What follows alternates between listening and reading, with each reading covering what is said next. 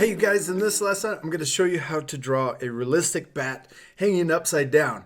I hope you're going to follow along with me. For this lesson you need something to draw with. I'm going to use a black marker, some paper, and also some colored pencils to color my drawing at the very end. Because this is a blue table lesson, I'm drawing by myself, so remember, if I ever go too fast, you can always pause the video if you need more time to complete a step. Alright, we're first going to start by drawing a stick or a branch that our bat is hanging from at the top of our paper. So we're just going to draw kind of a wobbly line that comes down and then back up. Then let's draw another one right below that one that matches. Then we're going to draw his claws hanging on to this branch. So we're going to draw a bunch of zigzag lines, maybe 3. And I'll draw 3 more over here on this side. Then we can also draw little curves on top for the rest of his toes hanging onto that branch. Now we could draw his legs, and we're going to draw the 2 lines that come down like this, and then they're coming out towards the bottom. So we're going to do the same thing over here. Now we're going to continue these lines down even further. So we're going to come out even further and wider. They're flaring towards the bottom, getting further apart from each other. Now right here, we're going to draw lines that come in, a little more straight down. And this is where they're going to bend back in and wrap around his head. So we're going to draw another curve that comes down or in at the bottom. Then we're going to draw short lines coming in like this, diagonal. Then we're going to draw a big upside down U. So we're going to come up like this and then back down. Now this is the main shape of our bat. He's wrapping his wings around his body. Next, let's draw his face. So we're going to draw another shape, another U shape upside down. We're going to draw it like this. It's going to come up, touch his wings, and then back down. Now right here, below each of these lines, we're going to draw his eyes. We're going to draw an oval shape on both sides. Now we can also draw the corners of his eyes. We can just add a little triangle on the inside. That finishes the shape of his eyes. Now let's draw the rest of his head. We're going to come around, we're going to curve around like this around his eyes and then down the side and end just below his eyes.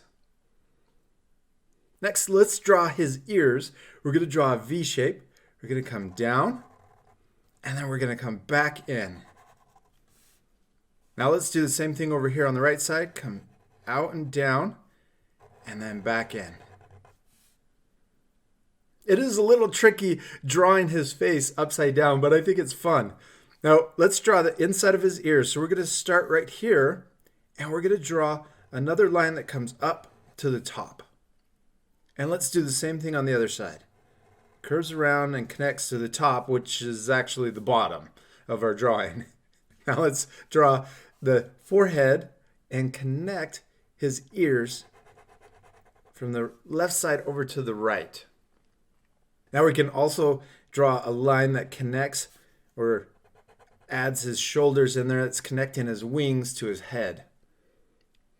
All right, it looks really cool. Let's draw 2 ovals that are colored in up here for his nostrils.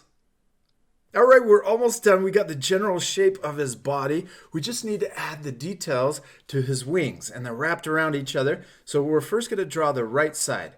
And we're going to draw a line that comes up like this. So we're starting down here, come up, and then we're going to draw a little curve, a little bump, and then we're going to draw a line that comes across and almost connects to the left side.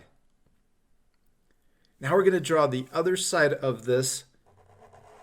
We're going to draw a line that goes right next to it, comes up to the top where we ended, and add that another little curve going the other direction. This is like a little joint in his wing.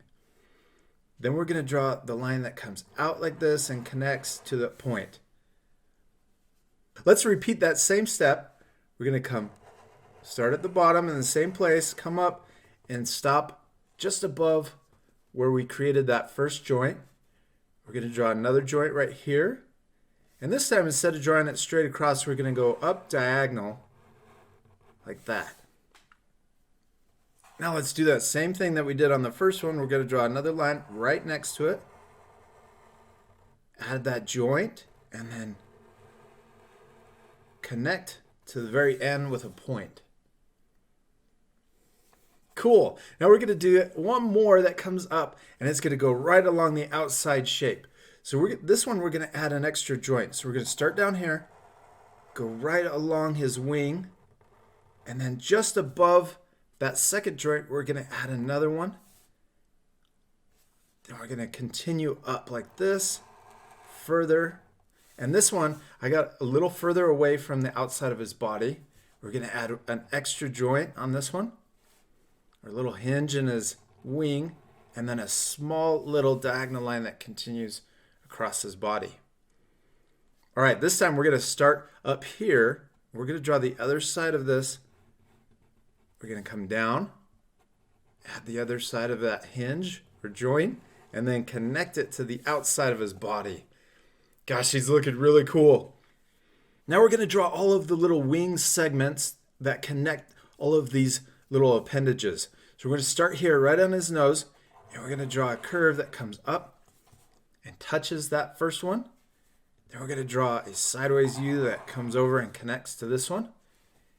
And we'll do the same thing over here to this last one.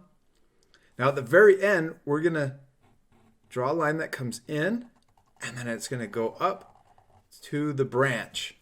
Now remember, if I go too fast, you can pause the video to take time to draw all of those lines. Over here, let's finish his wing by just drawing a little line or curve that comes and connects to the inside. Now we're ready to draw his other wing, the left side. So we're going to repeat a lot of the same steps, but we're going to stop up here because it's overlapping. It's behind his right wing. So we'll start here, just like we did on the right side.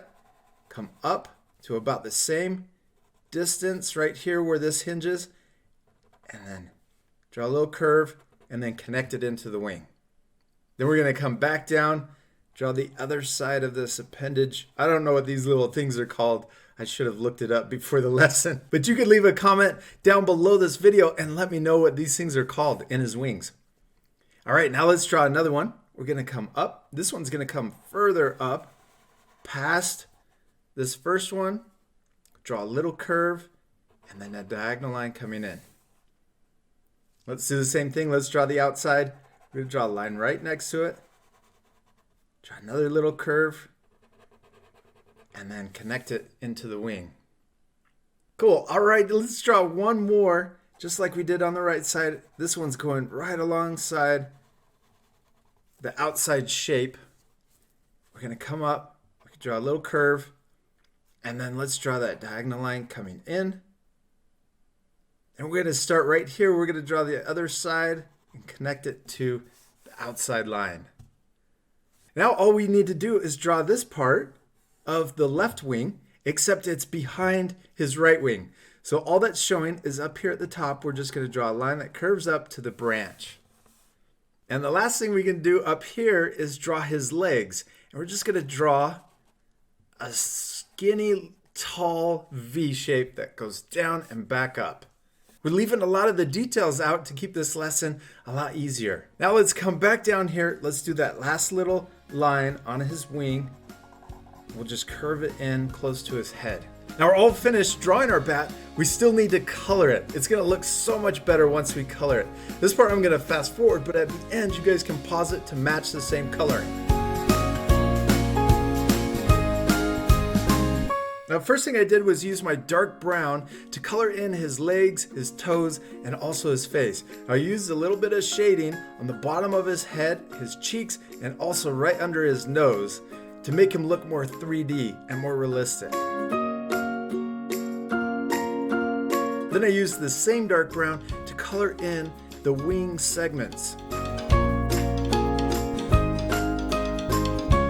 Next I'm using a regular brown to color in each of the little fingers in his wings. I'm also using it to color his ears. Then The texture on a bat's wings is more smooth, so I'm going back over it with my white colored pencil to smooth out that pencil texture. I'm also going back over his face with this beige color, which is a light brown or a tan color, to smooth it out and to make his face look a lot softer. I used brown and beige to color the stick. Now I'm going to use black to add some shading for the very last step.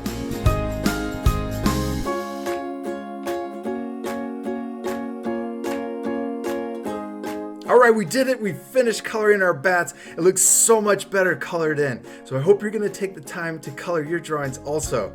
I used this black colored pencil to add a lot of shading to make them look round and three-dimensional, but you can leave a lot of the shading off to keep this lesson a lot easier. Also use these 4 colors: dark brown or dark umber, burnt ochre, which is this regular brown color, and also beige or this light brown. And then the last thing I used was white to smooth out his wings, to add some extra highlights to his eyes and make him look a lot shinier. Now remember, it's okay if your drawings don't look exactly the same. I'm sure they look different, but I'm sure they still look amazing. Remember to have fun and to practice, and I'll see you later, our friends. Goodbye!